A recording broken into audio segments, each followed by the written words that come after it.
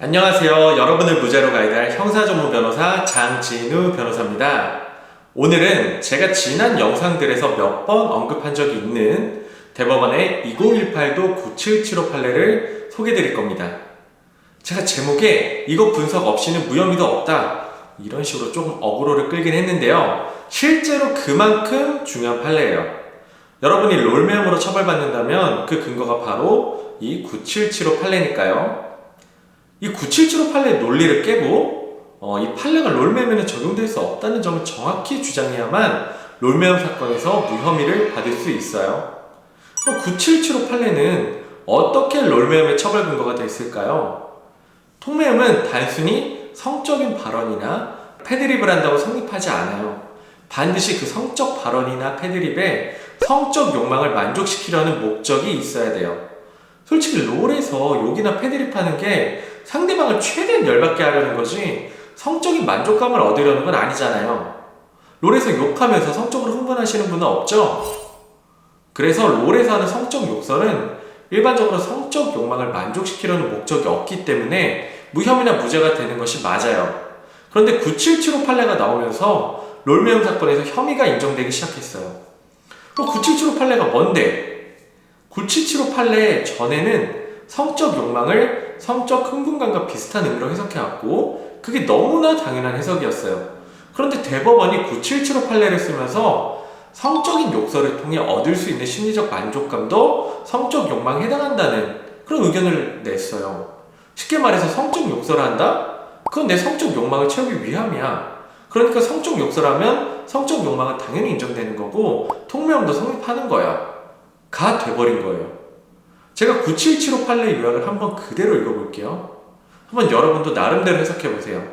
성적 욕망에는 상대방을 성적으로 비하하거나 조롱하는 등 상대방에게 성적 수치심을 줌으로써 자신의 심리적 만족을 얻고자 하는 욕망도 포함되고 성적 욕망이 상대방에 대한 분노감과 결합되어 있다 하더라도 달리 볼 것이 아니다. 이것만 읽으면 정말 딱 롤매음 상황에 들어맞는 것 같지 않아요? 여러분 롤하면서 욕하는 이유? 분노감에 성적 욕설이나 패드립으로 상대방을 비하하거나 조롱하려는 거잖아요. 그런데 대법원은 그게 바로 성적 욕망이라는 거예요. 그러니까 이 판례가 롤매음 상황과 딱 들어맞는 것 같고 그래서 롤매음 처벌의 근거가 됐던 거예요.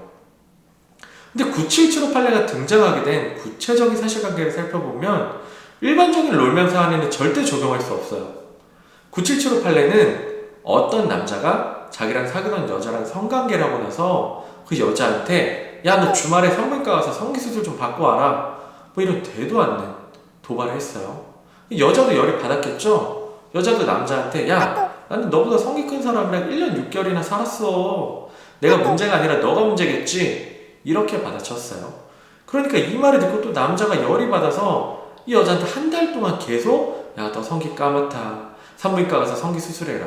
이런 얘기를 한 거예요. 이 남자는 여자 성기를 비하하면서 그래 역시 너 문제 없고 너가 문제지 이렇게 스스로 세뇌했던 것 같아요.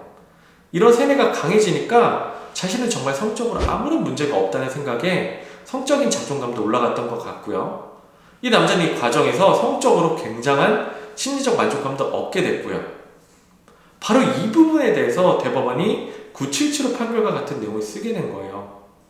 결국 대법원은 무조건 성적인 욕설을 한다고 성적 욕망이 있다고 인정한 것이 아니고 다른 남자랑 성적으로 비교당해서 열등한 취급을 받은 분노로 상대방의 성기를 비하고 조롱해서 상대방의 성적 수치심을 느끼게 해서 자신의 무너진 성적 자존심을 회복하고자 하는 목적으로 성적인 욕설을 하는 경우 성적 욕망이 그때 인정된다는 거예요.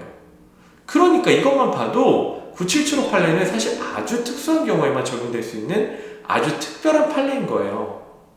어려운 얘기에서 다시 돌아가서 그럼 롤에서 욕할 때 상대방을 비하해서 놀리는 이유가 성적인 심리적 만족감을 얻기 위한 욕망 때문인가요? 아니면 그냥 상대방을 열받게 해서 얻을 수 있는 그런 심리적 만족감을 얻기 위해서인가요?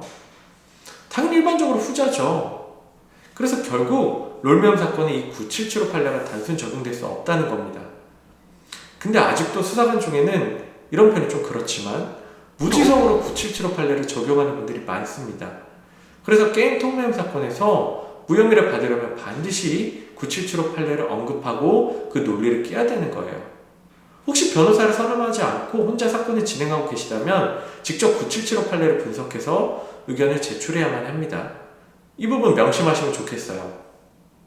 오늘은 롤매매나 게임매매에서 무혐의를 받기 위해서 반드시 분석해야 되는 2018도 977호 판례에 대해 알아봤습니다.